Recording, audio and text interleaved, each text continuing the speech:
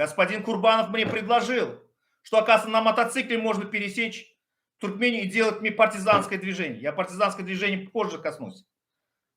Ему ответ, а что ему мешает самому тоже поехать на мотоцикле в Туркмению и мирную демонстрацию поднимать людей?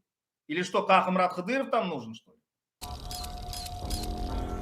Подходящие параметры. Мне нужна ваша одежда, ботинки и мотоцикл.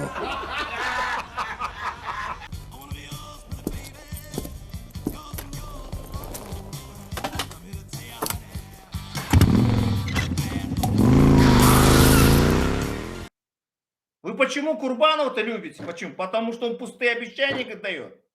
Сделаем, спокойно, это сделаем, то сделаем, вот сделаем. Что он сделает?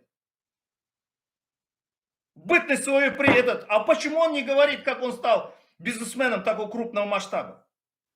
Почему он, если такой креативный такой бизнесмен, работает в ЧОПе? ЧОП, я говорю, частное охранное предприятие. Мы же коллеги, ребят. Секурицы, ребят. Мы погонщики, ребят. Мы повязаны по жизни. Обратной дороги нет. Слышь, давай убери камеру на секунду. Это не супер-пупер. Вы представляете, что такое security бизнес? Это элементарный ЧОП. Ребят, вот правую руку кладу на сердце, ребят. Вот понять